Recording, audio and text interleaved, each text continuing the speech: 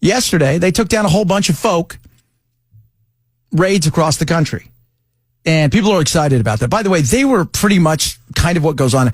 ICE goes out in raids every day. I don't think people understand that they go out every day. The difference is because Trump is now in charge, that every ICE person is now automatically elevated to a stormtrooper, right? A Nazi, part of the SS Wolfwaffen. That's exactly what they are now. And the cameras go out with them because they're going to go catch him, and they're going to catch and they're going to catch this person and that person. This person's good and that person's good. And oh my goodness. And all you're doing is just taking grandma off the street. That's not what happens. They are the ones who do the work that Biden administration ignored because they're looking for serious criminals. And talk about serious criminals. There are some serious ones for sure. One of the ones, obviously, we touched on a little bit yesterday, that guy from Haiti, 17 times he had been convicted. Not one, not two, 17 for a myriad of things. It's insane. Top of that. Wait a minute, he was convicted in this country? Yeah, he had 17 convictions. So, of stuff. And of course, that's mind-numbing. Yeah. So, on top of that, they go out and they're picking up all kinds of people.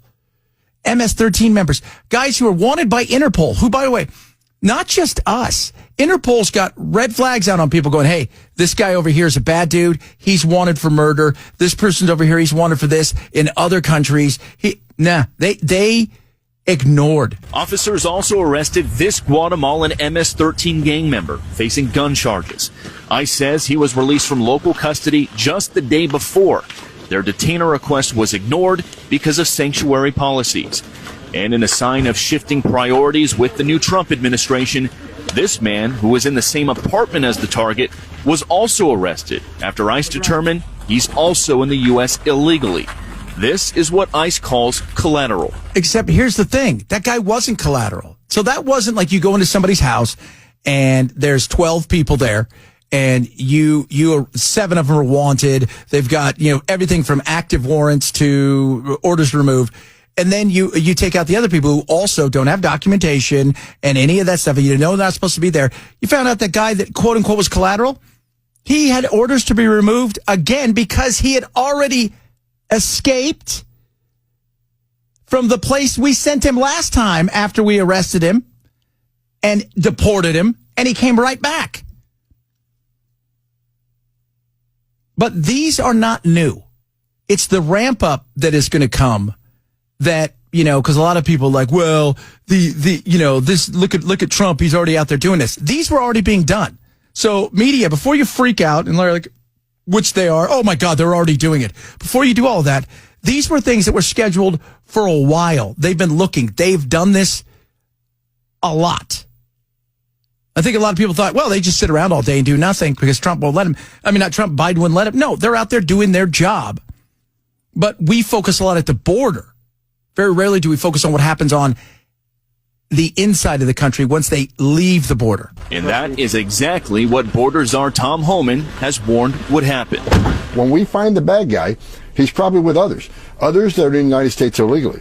They may not be a criminal priority, but we're not walking away from them. ICE Boston says they will continue to go into sanctuary jurisdictions and do their job.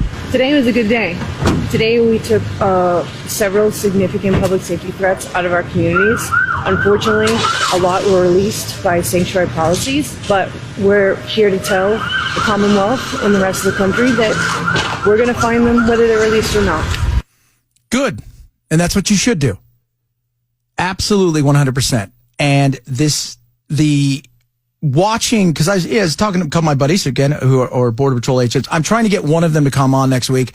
Little nervous about the being exposed, doesn't want to get in trouble.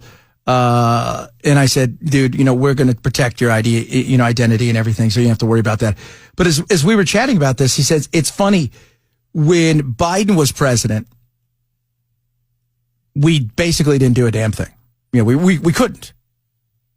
And now that Trump's president, the way that people are really excited or they really hate us.